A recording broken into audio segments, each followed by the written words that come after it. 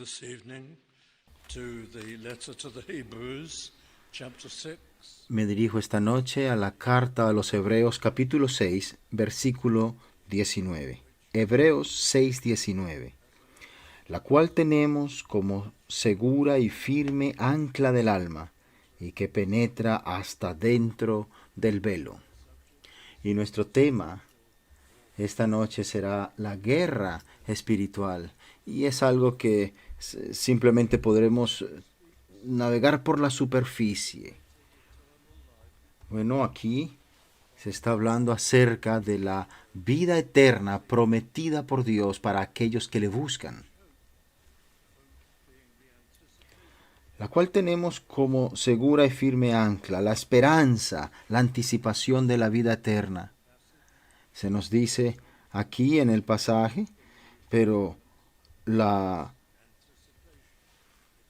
palabra griega que se traduce como esperanza en realidad significa como anticipación y es más profunda que esperanza, que es la palabra que usamos hoy.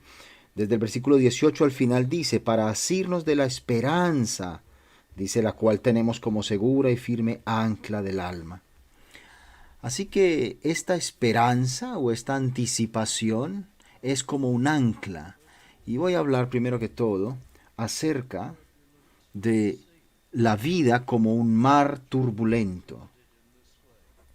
Y es una forma de verlo en el mundo de los incrédulos. La vida es como un mar turbulento y principalmente para las almas. Alguien que ha atravesado grandes problemas, y es un símil que vemos a menudo en la Escritura, como los problemas son ilustrados por un mar turbulento. Pero también hay una promesa de salvación, que desde luego es una certeza sin importar la turbulencia de este mar de la vida. La vida es como un mar inconquistable. Si no tienes Dios y si no tienes alguien que de donde aferrarte en el cielo. Recuerdo haber leído acerca de un hombre que solía mirar entre las rocas y un día con gran alarma él vio con gran alarma a 5 o 6 niños jugando en un área muy peligrosa de las rocas, como de un acantilado. Y frecuentemente él estaba allí y claro, activaron un sistema de alarma, así que él se fue rápidamente a buscar a sus padres para que vinieran y los sacaran de allí. Y él trató de persuadir a sus padres que alejaran a sus niños de las rocas. Bueno, ellos lo hicieron, pero de manera un tanto como sin querer hacerlo. Y en este caso, pues incluso se burlaron de él como ridiculizándolo. Y unos 2 o 3 años después, esto fue hace mucho tiempo, hubo una reunión, como una fiesta en aquel lugar de muchachos, que y algunos de ellos murieron y esto salió en las noticias a nivel nacional y fue un momento terrible. Pequeños niños allí. Y de la misma manera es con nosotros, porque la vida es como un mar turbulento y nosotros estamos muy inadvertidos de esto. Nos despreocupamos a menudo de esto. Especialmente cuando somos jóvenes, no pensamos en los problemas y en los aspectos peligrosos que nos pueden llevar a la muerte incluso. Pero así es con las almas. Y así de ingenuos podemos llegar a ser.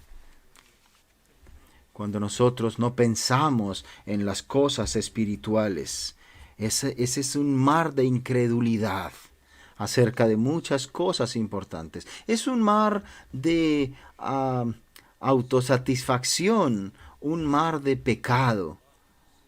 La vida es como un mar turbulento. Pero aquí tenemos una esperanza como un ancla. Y este símil lo vemos aquí. Y por implicación podemos entender que la vida es un mar peligroso.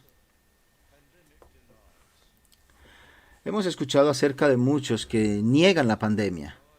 Y a pesar de tantas personas que están sufriendo y muriendo de manera impresionante, y aún así es sorprendente que hayan personas que, que, que, que niegan la pandemia. Pero negar este tipo de cosas está muy profundamente arraigado en la naturaleza humana. Eh,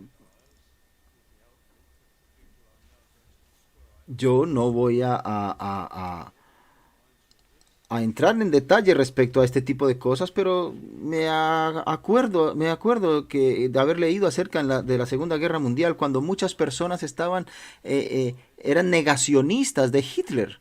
Ellos negaban que Hitler estuviese haciendo algo malo. Y simplemente estaba respondiendo a una necesidad del mundo occidental, y es exactamente lo que los alemanes de la época defendían, y muchas personas decían: necesitamos a un Hitler aquí, decían algunos, y esto era sorprendente, que hubiese tremenda negacionismo incluso de algo tan terrible como eso, y muchas personas soportaban estas cosas, es decir, alentaban estas cosas. Y los ataques que se presentaron en aquella época y demás, de forma curiosa y de forma sorprendente, habían negacionistas respecto a algo como esto. Y desde luego no vamos a encontrar conexiones entre los negacionistas de la pandemia, los que negaban en esta época la Segunda Guerra Mundial, pero desde luego vemos cómo las personas tienen el negacionismo arraigado en su corazón. Y vemos que incluso hubo personas que por estar defendiendo este tipo de cosas fueron a la prisión por traición. Bueno, no es de eso que quiero hablar esta noche, pero habían negacionistas de Hitler, como si no hubiese nada malo con aquel hombre. Y habían algunos de estos, habían muchos de esos, entre los políticos e incluso de manera extraordinaria dentro de las fuerzas militares. Pero lo que quiero apuntar es que hay algo aún más desastroso que esto, y es ser un negacionista acerca de Dios. Esto es algo extraordinario. Que neguemos las obvias y poderosas evidencias de la existencia de Dios y aún así tratar de persuadirnos a nosotros mismos que no hay Dios. Ser negacionistas de lo espiritual. Ser un negacionista de la creación. Y creer que todo fue un accidente, que todo surgió de la nada. Aún viendo todo lo intrincado de la complejidad de la naturaleza, y pensar que todo fue un accidente. Una serie de accidentes, de hecho, para que hubiese creación. Es extraordinario que hayan negacionistas de un diseño inteligente. Pero incluso más sorprendente es ser negacionista de la caída. Negar que el ser humano es una criatura caída, que está lleno de deseos malvados, y que todas las habilidades que tiene para hacer bien y que todas las cosas, vamos a decir, buenas que puedes encontrar en los seres humanos, cada departamento del ser humano ha sido caído y corrompido de alguna manera. La caída del hombre es la única explicación de por qué el mundo está como está, y explica el comportamiento de las personas. Pero aún esto es negado. Y muchas personas, incluso académicos exitosos y psicólogos, dicen: todo el mundo es bueno en su corazón. Extraordinario esto. Negar la caída. Por supuesto, si tú niegas la caída, tú no necesitas salvación, no necesitas perdón, no necesitas reconciliación con Dios. Así que nunca serás salvo y nunca pertenecerás a Dios y nunca irás al cielo. Tú piensas que negar la caída es algo pequeño. Oh, no. porque todo lo que necesitamos es buscar al Señor. Ser un negacionista de la necesidad de la conversión. Hemos leído Juan 3. Nicodemo, un líder judío, vino a ser un hombre creyente, pero cuando se reunió con Cristo, era un negacionista de la conversión. ¿Cómo pueden pasar estas cosas?, preguntaba él. Tú debes nacer de nuevo. ¿Cómo? ¿Cómo es esto? Y estaba buscando respuestas un tanto absurdas, porque él dijo, ¿cómo podría un hombre entrar de nuevo al vientre de su madre? Oh, esto fue un sarcasmo que él usó allí. Queridos amigos, ser un negacionista de la conversión, ser un negacionista de la obra expiatoria de Cristo, que Cristo vino del cielo a la tierra a sufrir y a morir por el pecado para comprar la salvación de su pueblo. Alguien que es negacionista de la obra expiatoria de Cristo. Hay negacionistas de todo tipo, para todas cosas. Y en los medios de comunicación hay un gran crecimiento de los negacionistas de la fe, y que te incitan únicamente a confiar y a creer en lo material y en el placer. El segundo encabezado, bastante breve, es que este pasaje nos apunta, nos muestra algo acerca de la realidad de las fuerzas espirituales. Existe un enemigo de las almas, Satanás, tu enemigo espiritual. Y desde el principio mismo de la historia humana, ¿de verdad Dios te ha dicho las cosas que tú crees que ha dicho? Insinuando dudas acerca de Dios. Y esta obra satánica, esta obra de Satanás, de quitar la fe en Dios, comenzó desde el principio de los tiempos. Mira la persecución de todos aquellos que llevan el mensaje de Cristo y la obra de Dios. Lee la persecución que han sufrido a lo largo de la historia de la humanidad. Misioneros que han ido a un lugar y a otro siempre han sido perseguidos. Piensa en la época de la Reforma, que empezó de forma estricta, por decirlo de alguna manera, en 1517. Pero antes de ese tiempo hubo personas que entendieron el mensaje de Cristo, y la Iglesia de Roma sustituyó la salvación por Cristo, la cambió por la salvación por obras y por especie de jerarquía eclesiástica y demás.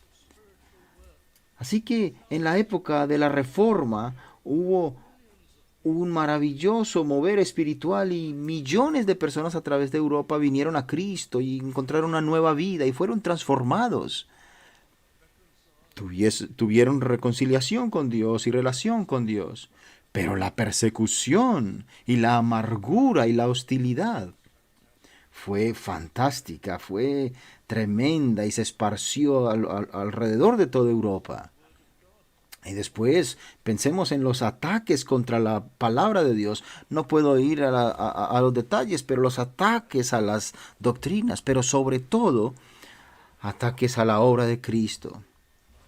Bueno, y ahora nos encontramos en medio, a partir de los años 60, 1960, un tremendo ataque contra la moralidad bíblica. Y vemos cómo en los medios de comunicación y en el entretenimiento, un ataque frontal contra los valores éticos y cristianos de la Escritura, y ahora incluso los han volteado completamente y los han mostrado como algo inaceptable, y vemos cómo avanza la maldad en este sentido, y presentan la Escritura, la palabra de Dios, como algo ridículo e inaceptable, y vemos cómo están reconfigurando el matrimonio y cosas como estas, la nueva moralidad, la moralidad alternativa. Esto es una prueba de la realidad de las fuerzas espirituales alrededor de todo el mundo de manera extraordinaria. Los pasos que se están tomando. Y esto, hasta hace poco, era Hasta hace poco era impensable que alrededor del mundo todas las personas hicieran las mismas cosas, tomaran los mismos pasos de inmoralidad en contra de la palabra de Dios. Esto tiene que ser algo coordinado, y de hecho lo es, porque tenemos un enemigo espiritual. Tenemos los poderes satánicos en todo esto involucrados, y desde luego todo esto se implica en este pasaje que estamos viendo. Así que vemos aquí cómo se estructura el mensaje, y desde luego debemos tomar la fe en Cristo, la creación y la Biblia de manera seria. Bueno, aquí vemos entonces que a lo que se nos invita a conformarnos: no adoración, no reconocimiento de Dios, no estudiar a Dios, no amarle, no creer en Él, solo cinismo y dudas, lascivias, pecado, y no tener una conciencia de lo que viene como consecuencia de menospreciar y rechazar a Dios. Bueno, ahora quiero leer desde el versículo 12. A fin de que no os hagáis perezosos, sino imitadores de aquellos que por la fe y la paciencia heredan las promesas. Las promesas, dice el escritor de Hebreos. Estamos leyendo el capítulo 6, versículo 12. Aquí se refiere a las constantes promesas de Dios para salvar las almas, de perdonar los pecados, de cambiar las vidas, de reconciliar a las personas consigo mismo y atraerles hacia su reino y ponerlos de camino al cielo, a la gloria eterna. Estas son las promesas. Y hay personas que creen en estas promesas, y esto es acerca del llamado de Dios, un llamado de gracia. Recordemos cuando Cristo dijo: venid a mí todos los que estén trabajados y cargados por los pecados, conscientes de su necesidad, de la necesidad de Dios y nueva vida. Venid a mí, dice el Señor, y yo les daré descanso, un descanso eterno, una paz eterna, promesas de Dios. Este pasaje menciona de manera particular la promesa hecha a Abraham. Y yo menciono esto por una razón. Cuando Dios le hizo promesa a Abraham, dice la Escritura, no pudo jurar por otro mayor, juró por sí mismo. Dios a Abraham le hizo una promesa y le hizo un anuncio: de cierto te bendeciré con abundancia y te multiplicaré grandemente. Bien, esto es solamente una muestra de la misericordia de Dios.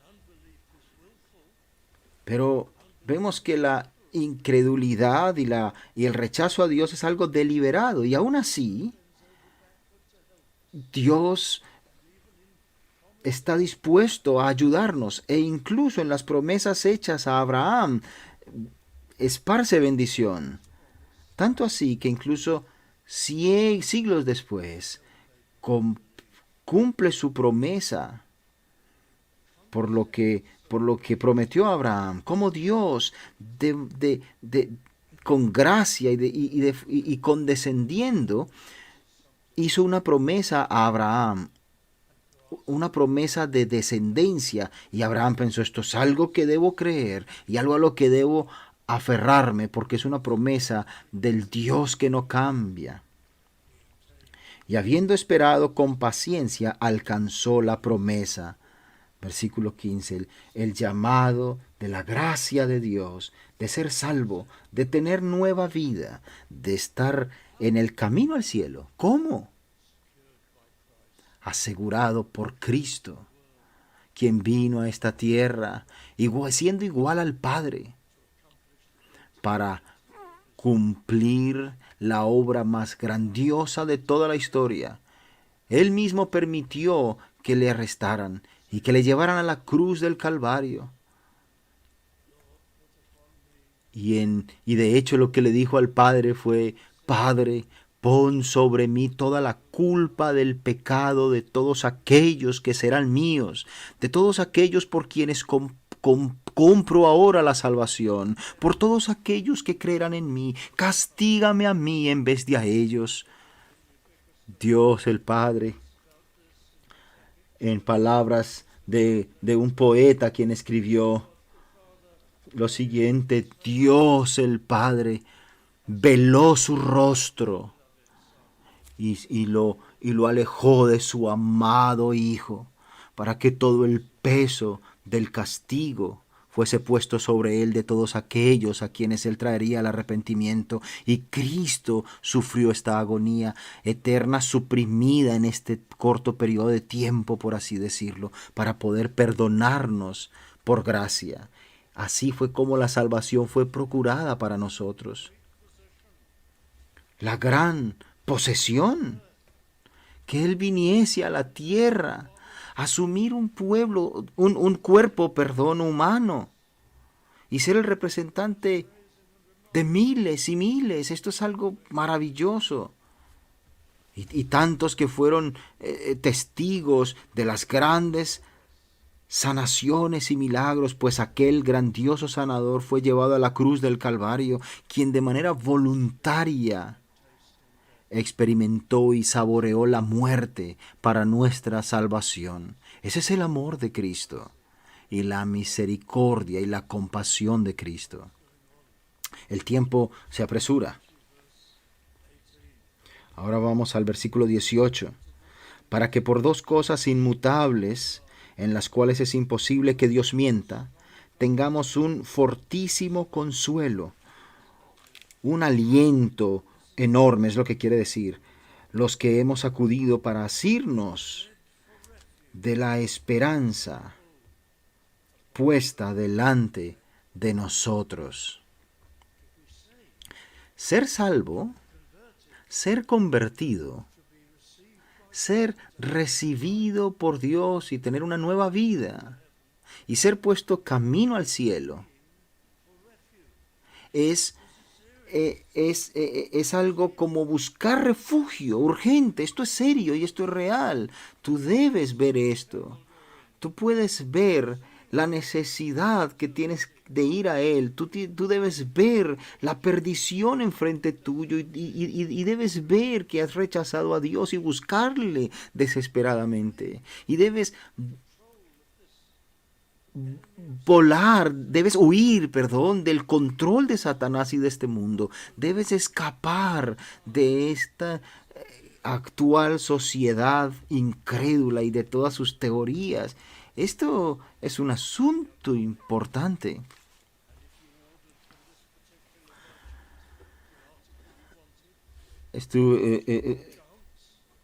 Si tú ordenas a algo de una tienda concreta, he sabido de esto, si tú ordenas algo de allí, tendrás un descuento inmediato de 50 libras. Y entonces tú tienes la oportunidad de recuperar este dinero, y es solamente un porcentaje del artículo que tú estás comprando. Y entonces si un adolescente ordenó esto, entonces él cada vez que ve que el hombre de correo se acerca a su puerta, él corre rápidamente a ver si es lo que él pidió. No es algo como esto. Lo que estoy tratando de decir es que no es que tengamos afán por comprar el último teléfono que salió, por ejemplo. No. Esto es algo que realmente es profundo y nosotros tenemos que acudir y refugiarnos en el Señor. Lo que debes es correr por tu vida, por tu vida. Es como si tuvieses que escapar por el bien eterno de tu vida. Debes ver la realidad, la verdad. Es el único camino, la única forma de venir a Cristo. Alguien ha dicho alguna vez, bien, yo quisiera ir al cielo, quiero ser salvo. Bueno, pues sencillamente cuando llegue allí, pues llamo a Dios y Él me abre. No es así. Esto es serio. Tú debes venir a Él y reconocer que eres un pecador perdido, arrepentirte de tus pecados y rogar por misericordia, por perdón y nueva vida, vida eterna. Y debe ser algo sincero. Es acerca de esto de lo que estamos hablando, de la necesidad de huir por refugio. Como dice aquí el versículo 18, dice: consuelo al que hemos acudido para asirnos, para aferrarnos con todas nuestras fuerzas de la esperanza puesta delante de Dios, y poder volvernos hacia Cristo y tener acceso a la vida eterna y al cielo. Queridos amigos, la vida es como un mar turbulento, y sin Dios tú eventualmente naufragarás. Habrá un naufragio en tu vida si tú continúas ignorando las fuerzas y turbulencias. Finalmente serás sobrepasado por la fuerza de esta vida y naufragarás en este gran mar de la vida. También debemos ser persuadidos de la realidad de las fuerzas espirituales y del enemigo de tu alma, que siempre estará tratando de derrotarte. Y hemos visto también el grandioso llamado misericordioso. Él sabe lo que tú has hecho y sabe que eres un pecador y aún así está dispuesto a salvarte. Y Cristo vino a tomar el sufrimiento por ti si tú eres de aquellos que acudirán a Él para salvación. Pero tienes que huir por salvación y tienes que aferrarte a la palabra de Dios. Si yo creo en Cristo, si yo creo en lo que Él ha hecho, si yo creo en que ese es el único camino de salvación y confío en Él con todo mi corazón y me arrepiento de mis pecados, entonces podré pertenecer a Él y ser salvo por Él y ser cambiado por Él. La esperanza, la anticipación de la vida eterna. Ese es el pasaje que hemos visto en esta noche. Vamos a orar juntos.